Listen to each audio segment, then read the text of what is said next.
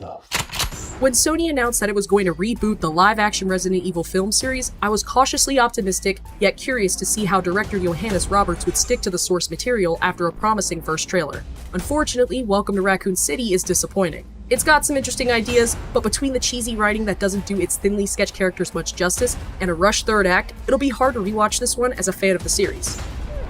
Raccoon City. Better you than me. Watch out!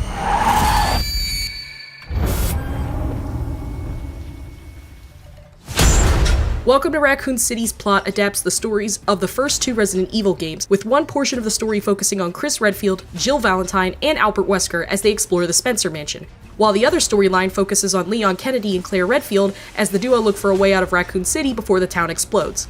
The cast isn't a problem, with a solid performance from each fitting mostly to their game counterparts. Despite a good performance from Avon Jogia, there is somewhat of an annoying issue in the way Leon's written here. His background's been changed a little bit, and he's still considered that rookie member of the Force as he was in Resident Evil 2. Yet most of the scenes with Leon had him either being extremely incompetent or taking the brunt of the joke. I can appreciate the screenplay leaning into his inexperience, but the gag quickly grew tiresome. My biggest concern going into the movie, however, was the fact that it was sandwiching the plots of two video games together, and a relatively lean runtime of 107 minutes does indeed make the entire product feel extremely rushed once the third act approaches. That said, I wasn't expecting it to be a beat-by-beat repeat of the first two games, and why should it be? Still, it might have been a more realistic goal to focus on, say, the story of just one of the games, rather than trying to figure out how many key plot points from both they could shove into a short runtime. Meanwhile, the titular setting is suitably intriguing. In the first act, Roberts sets up Raccoon City as a decaying town in economic shambles after Umbrella, the powerful and extremely influential corporation, leaves but with a few employees left. The atmosphere and several scenes that focus on the city itself really help bring a fresh take on this location. It would have been nice to see just a little bit more of it, as a lot is left to your own interpretation.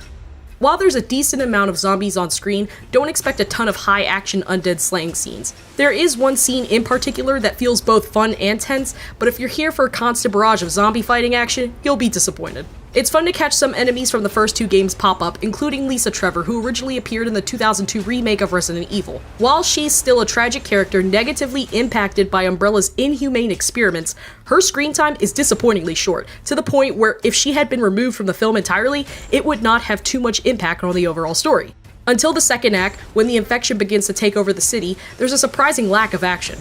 We do see some zombies breach the gate at the police station, but it's kind of a bummer to not get an extended look at them running around in this chaotic town. Sure, the main focus of Resident Evil 2 was mostly contained to the police station and a few other areas, but this movie felt like a missed opportunity to really flaunt how much damage was done to Raccoon City. Resident Evil Welcome to Raccoon City is certainly not the worst video game adaptation or even the worst Resident Evil movie. But both bars are pretty low. Director Johannes Roberts does deserve some credit for sticking much more closely to the source material than the Paul W.S. Anderson films. But in a short runtime, a rushed third act, and a lack of elements to make the movie truly scary hold it back immensely. Nevertheless, the film should serve as passable fun for fans of the Resident Evil games, if only to find all of the Easter eggs and references scattered throughout. For all things Resident Evil, games and movies, keep it locked to IGN.